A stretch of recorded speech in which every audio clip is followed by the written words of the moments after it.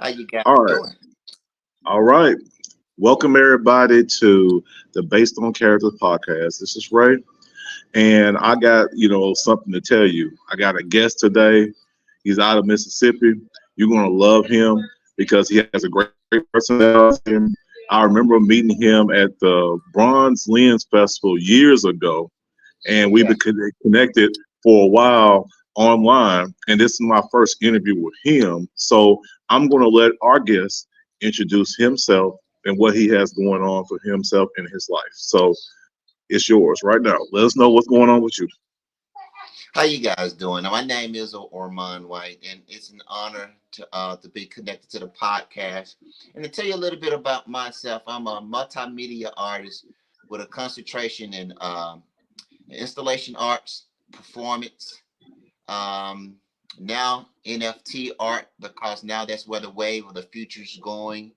And then also too, to kind of bring that all down, I'm also a chef. And so you may be asking how all this stuff goes together. Well, when people eat, they like to be entertained. And when people entertain, they like to eat. So it just kind of all goes together. And so Okay.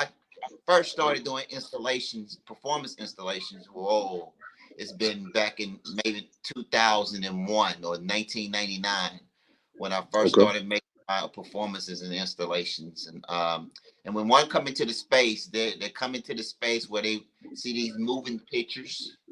And then when I get into the space, I begin to talk about the space or activate the space, and then the performance happens, where the people realize that okay, all of the imagery that you see is connected to sound, and the sound is connected to a storyline. I'm in the process of actually working on a piece right now that's actually called "Woman."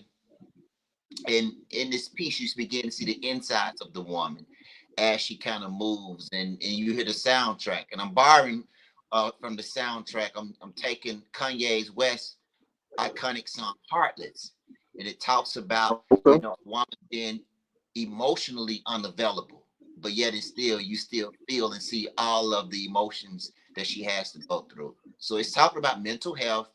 It's talking about the woman, and also what it takes to move in today's society. And Mhm. if you want to see that, you can actually see it on my Facebook site, where it starts out maybe as a 16-second little GIF where you actually see the imagery moving. And the way I started that up, I worked it up with drawings and with photography, and then Photoshop, and began to start playing around with vector tools, and then after that began to play around with little stop motion animation to create the imageries that you see. And Okay. that's where you talk about the visual components of the work. Notice I also told you that I'm borrowing from Kanye West's piece because I think that sound plays a whole part of our memory and Hmm. our Hmm. experience. You imagine yourself being at your mom's house or at your grandmom's house doing a family reunion or doing Christmas. There's certain iconic soundtracks that we hear.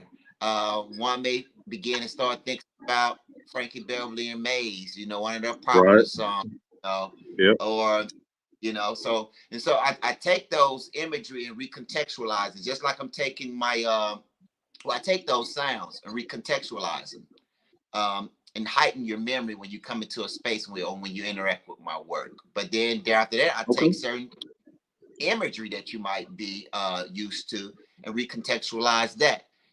We live in a world of hip hop, and the hip hop, what they did, they began to start taking things from soul, from James Brown, from the soul movement, and then it just kept evolving and evolving to now.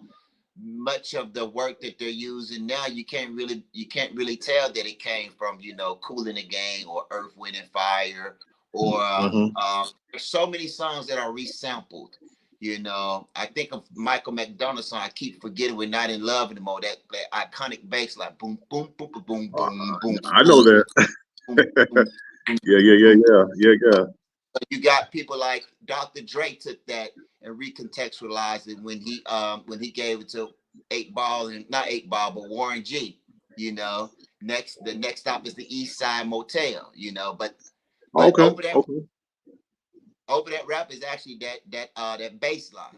So we've been doing stuff like this since since the 80s, recontextualizing stuff. And so much of what it is that we're doing right now is recontextualized. So if we start talking about the history of electronic music, it happened from the reverb, and where the reverb was just people recording guitar sounds back into each other. I think Jimi Hendrix was real famous for doing this, and after that, you begin to hear these certain type of iconic sounds. Now, since we're recording this now, and there might be some background noise, and that's coming through as reverb.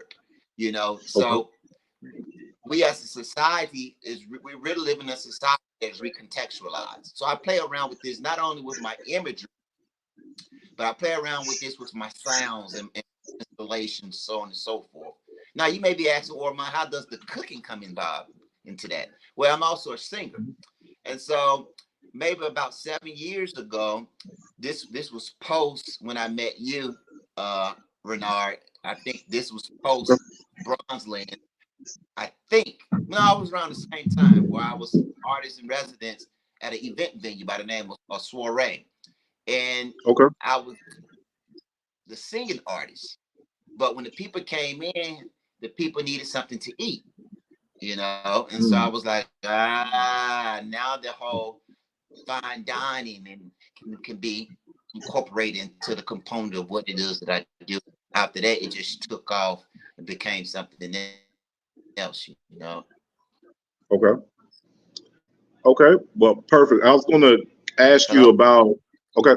Well, I was going to ask you about like bringing both elements together, the music, contextualizing the sounds and things like that, and combining that with the fine dining.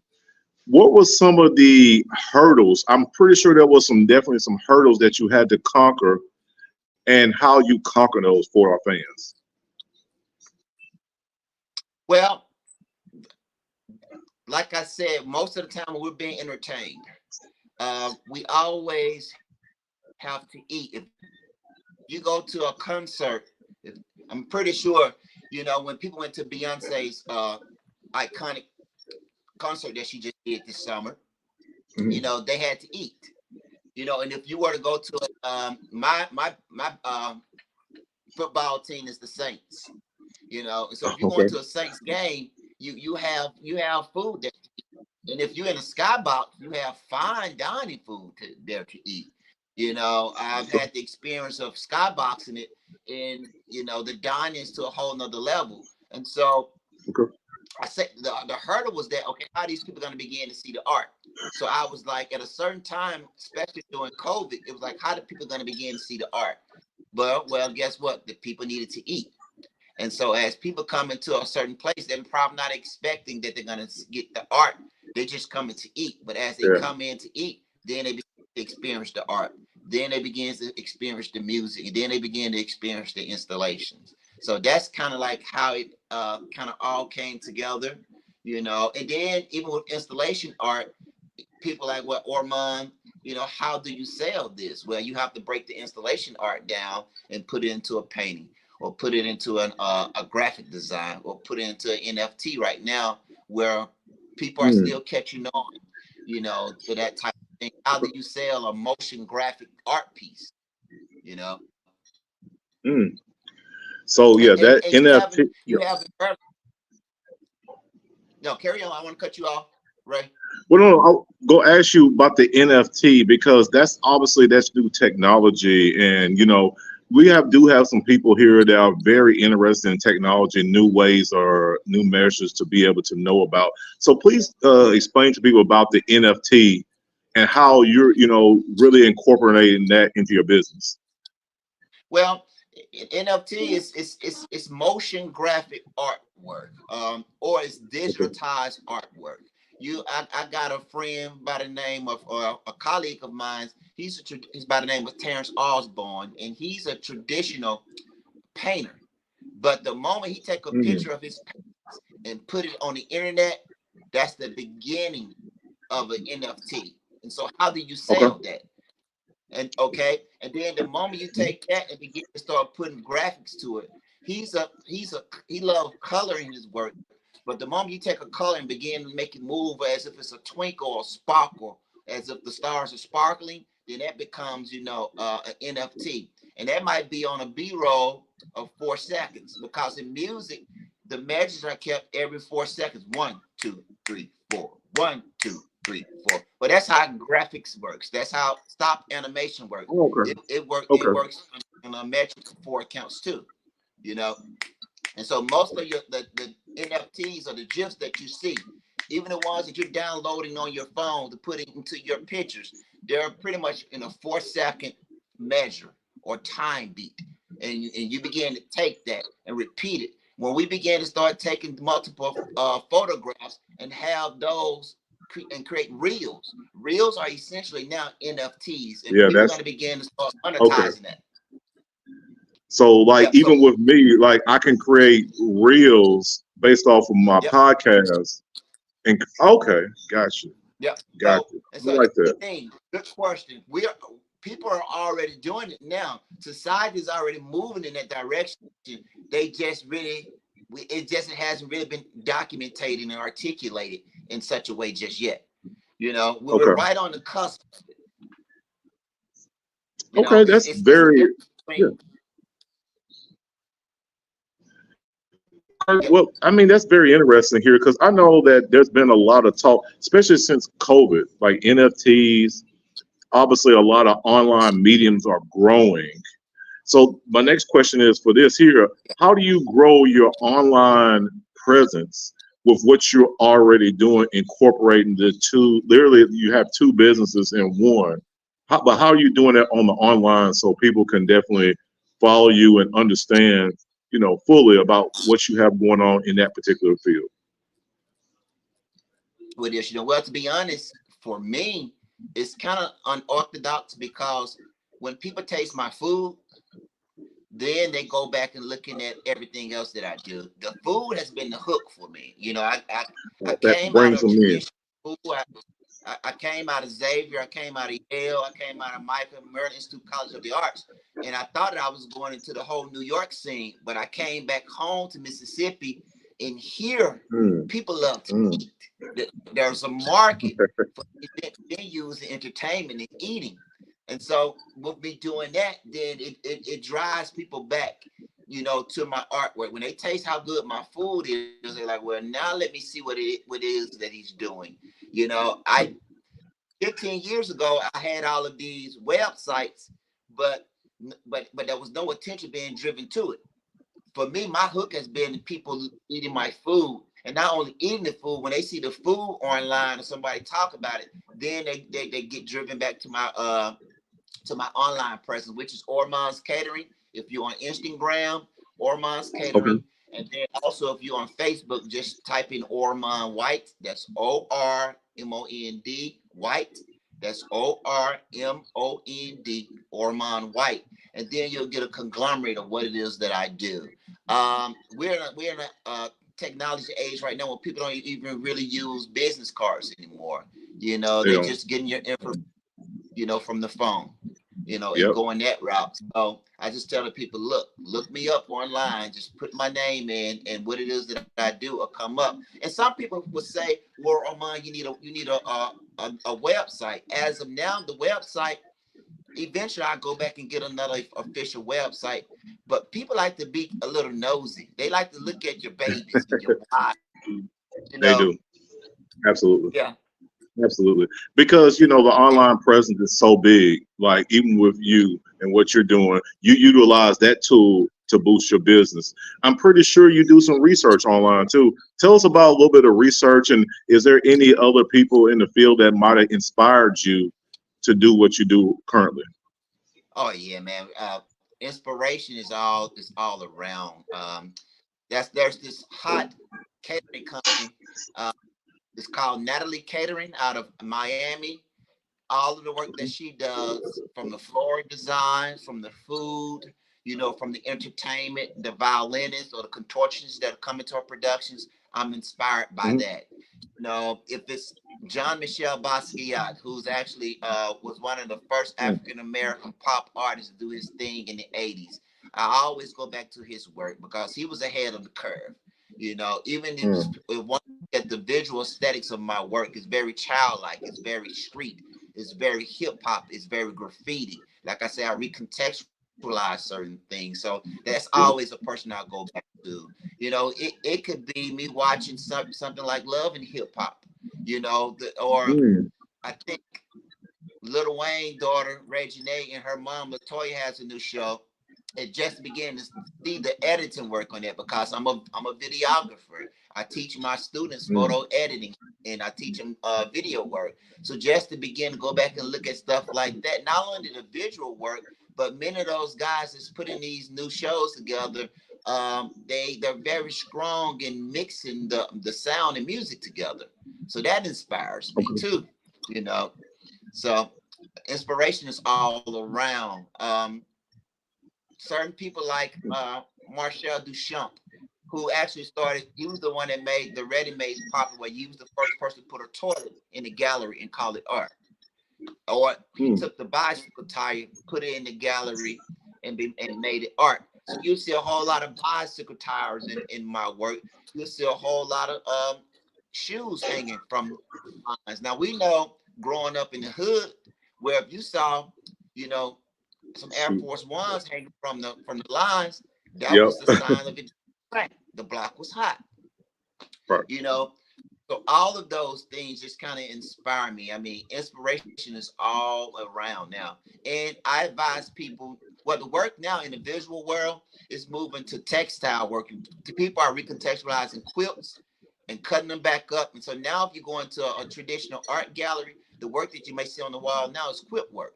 I just opened for a young lady here at the museum here in Jackson, and the show is actually up right now at the Smith Robinson Museum, where she's a textile artist, where all the work in there are quilts, and I did the catering for her. But if you were to go on the East Coast now, that's the thing that is going on. I got a friend by the name of Desmond Beach, who's actually Mm, based out of Studio Museum in Harlem in New York right now, and all the work that he's doing. If you were to go look at Desmond Beach, his work is all yeah. textile work coming out of the African American diaspora. You know, Okay. where he's Okay. combining certain certain periods of the post antebellum and Martin Day hip hop and all of that stuff. Yeah, man. Oh, wow. You know what? This has just been educational more than entertaining, and it's really both because you're actually feeding me and you're feeding the audience different things that people do. That's the reason why I brought you on here, because I know you have things going on that people be interested, not just with the food, not just with the Yeah, music. Videographer, you got a lot, you wear a lot of hats, and it actually is inspiring because someone young can see this, and you can yeah, reach somebody by whatever you offer. You can get them probably going in the right direction when they're probably lost because they're not sure what to do, and they might be just online, scrolling, looking at the yeah, wrong thing. So again, I just want to appreciate you dropping those gems on down, because it's a lot of things that I follow. I watch you, but I've learned so much from you, and I appreciate that. But I'm not done with yeah. you Well, yet. likewise, man. Yeah. From one Uh-huh. talent to the other, Yeah. one talent brother to Hmm. the next. You and your wife, when I met you guys at the Bronze Land, you guys were people that I felt that was doing something that was progressive, and also you moving as a united front, as a team. Because Yeah. we're successful not in our individual sales, but by the team that we have around us too. So I salute you with that, and like you said, I echo you. If someone's watching this and they need to DM me with anything, any type of question, anybody that I can direct them, you know, please feel free. Ormond White on Facebook and Ormond's Catering on Instagram. DM me and I answer those questions for you. Okay, I'm definitely going to link that as well when I get through, and I'll make sure that people can get to you as quick as possible. But Yeah, the last thing I want to do, and I always do because it's based off characters here, so I always kind of go rapid fire. But my first question is for each guest is, based off a character. So I want to know a character that inspired you, maybe, or someone that you just absolutely love in a movie or in a film. Eddie Murphy. Eddie Eddie Murphy. Murphy. Okay. Okay. What role? I want to know which role this is that I mean, Eddie that Murphy you loved about him. will be a pop multimedia artist when he was able to take him and Coming to America, him and Nutty Professor. He made it possible for a Tyler Perry.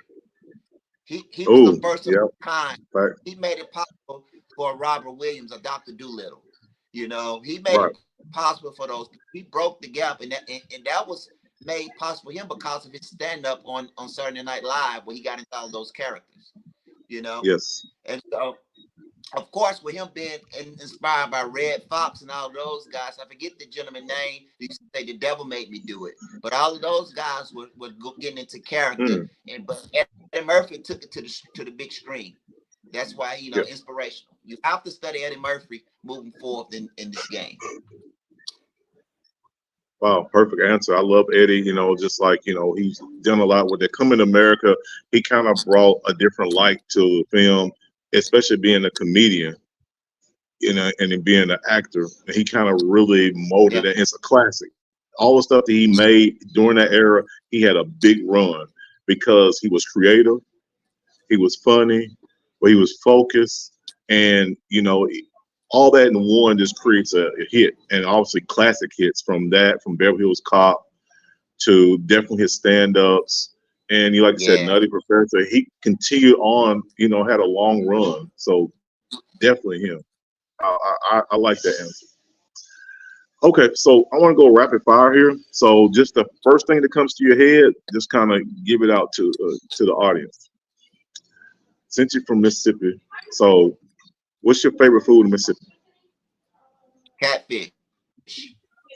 We're known for our Catfish. catfish. My wife is from the Okay. Delta, Mississippi Delta. Okay. Farm raised Yep. catfish is the second largest industry in the world. Catfish. A whole lot of people is moving to Swastika, but here in Mississippi, we're still eating catfish. hmm I like Catfish. that. That's my wife too. Since And of course, she from Mississippi here, too, so yeah, yeah, she knows about that catfish. With being a chef, one thing that we're known for is our catfish. It's for frying fat catfish and frying chicken too, but definitely the catfish. okay, absolutely. All right. Next question. Favorite genre of music? Jazz. Jazz. Oh, I was oh, watching give me an artist. Yeah. Max Roach. Max Roach is like one of the most avant-garde drummers in the jazz period. And I got a chance to Okay. kind of, you know, um, hang out with some of his colleagues when I was in Provincetown, Massachusetts. He hung out, Max hung out with everybody. He hung out with artists, visual artists. He hung out with musicians, and he pushed the curve of what we call scratch music and the whole percussion. He was the first person to do like whole percussionist recordings where we get out this atmosphere sound. Max was the first to do that and do it on a high avant-garde level. I love Max Okay. Roach. All right. I like that. I gotta look that up because I like jazz too. I listen to it most time. I listen to it at night. It gets me relaxed and all that, and I just love the melodies of the music. So sounds of the instruments. It's my thing, especially being grown a lot older. So that's what I like to Yeah, do to settle my mind after a long day's work. So definitely, I'm gonna yeah, look that up. yeah. Check All out right. check out his PBS special that's going right now, Max Roach. I think it will be educational, not just for you and I, but for the hip hoppers now.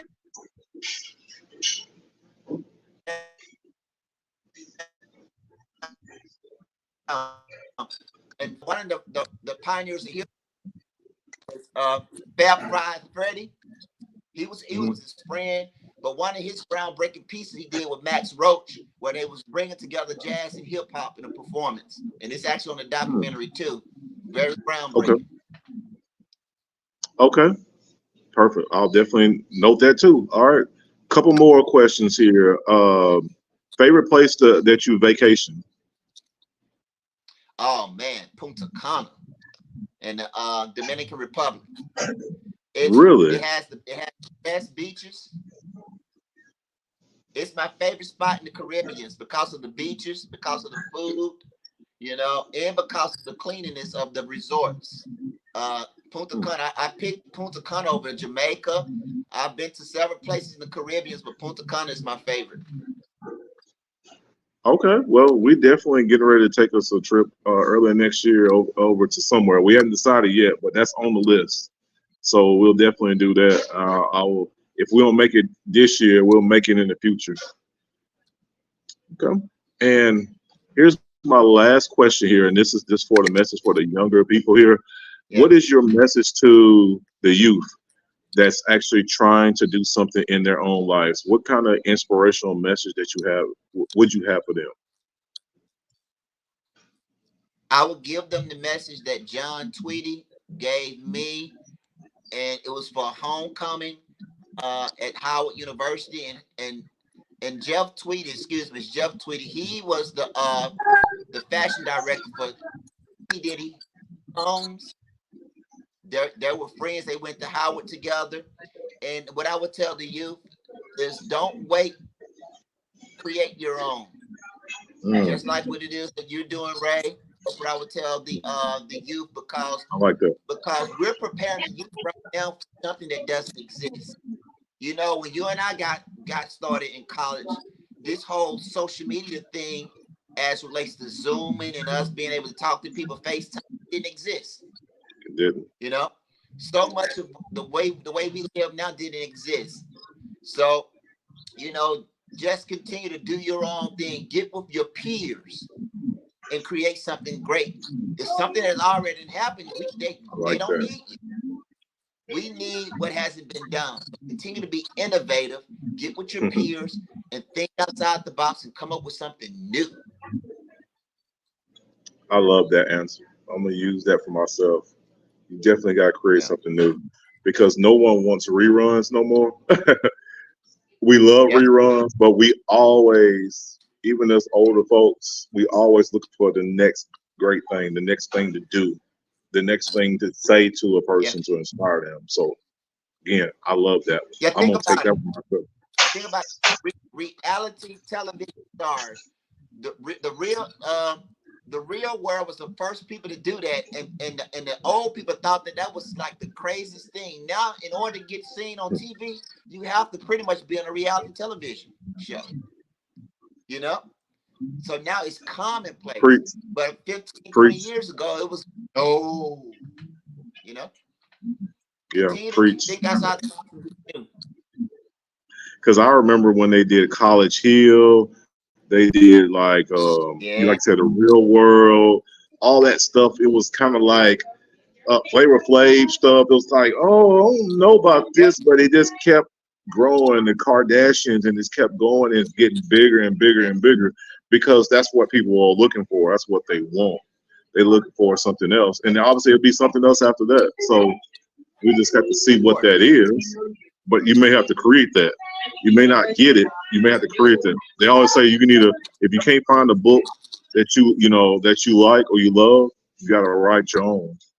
And I think that's the way the write the right passage, and then obviously if your talent will speak, and people will come to you, just like you said, reality, Yeah. just like you said with your business, incorporating the things that you do.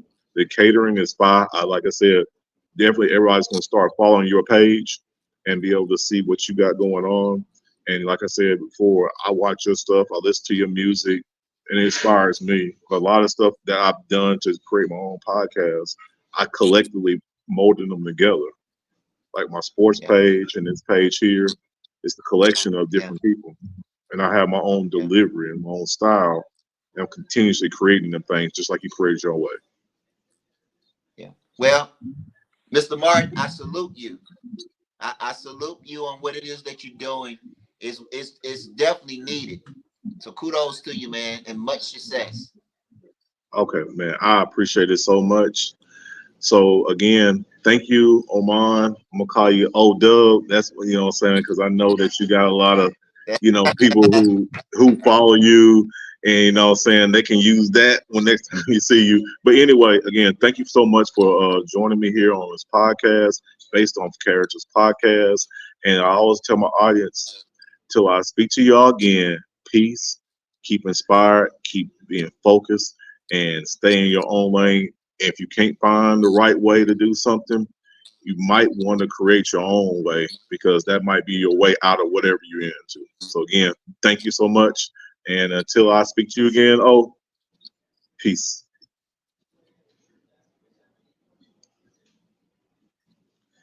One love, baby. Thank you.